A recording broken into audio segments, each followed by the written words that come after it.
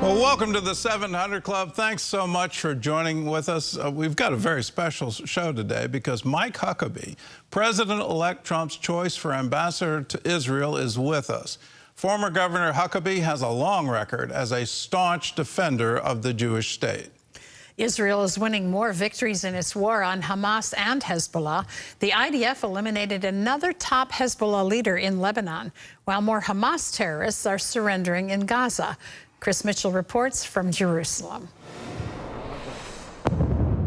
In waves of attacks, Israel is systematically destroying Hezbollah sites in Beirut and other Lebanese cities. The IDF says Hezbollah spent years building weapons manufacturing facilities in civilian neighborhoods. Before the attacks, the IDF sends evacuation orders to prevent civilian casualties. Over the weekend, Hezbollah spokesman Mohammed Afif was eliminated. Afif served as a key leader in Hezbollah's military operations and propaganda machine. On the ground, IDF soldiers fight on two fronts, throughout southern Lebanon and in the Gaza Strip. In Gaza, more Hamas terrorists have been surrendering, a sign of how much the Iranian-backed terror group is being defeated. As for the war in Lebanon, media reports say there may be a ceasefire, but both the IDF and the terror group Hezbollah seem determined to keep on fighting. If this organization continues to fire, we will continue to fight, to implement plans, to go further, conduct deep strikes, and hit Hezbollah very hard. While the fighting goes on, observers note President Trump's election could have a profound impact on Israel's wars and the entire Middle East.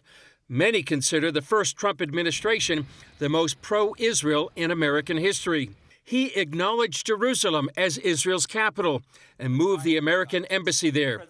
He also agreed Israel should possess the strategic Golan Heights, and his White House pushed for the Abraham Accords, forging alliances between the Jewish state and former Muslim foes. Trump, in his second term, faces many challenges in the Middle East, but also opportunities, including adding more nations to the Abraham Accords.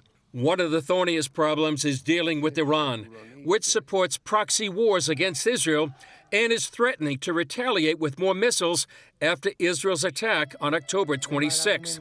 Soon, the Islamic regime may be armed with nuclear-tipped missiles, which it's threatened to use on Israel. They could also target the U.S., which the mullahs label the Great Satan. There's also much talk now of Israel annexing Judea and Samaria and the end of a dream of the Palestinian state. I think it's impossible to speak about two-state solution because it will never happen. You cannot draw a line that can divide and separate the population. Regardless of President Trump's views on Judea and Samaria, his pick of former Arkansas Governor Mike Huckabee for U.S. ambassador to Israel is seen as a positive move. Huckabee, who first came to Israel more than 40 years ago, says he's passionate about this calling. He says weighty measures like annexing Judea and Samaria, the so-called West Bank, should be up to Israelis themselves. Huckabee doesn't think a two-state solution is practical, and he believes Judea and Samaria is the promised land of the Jewish people. Chris Mitchell, CBN News, Jerusalem.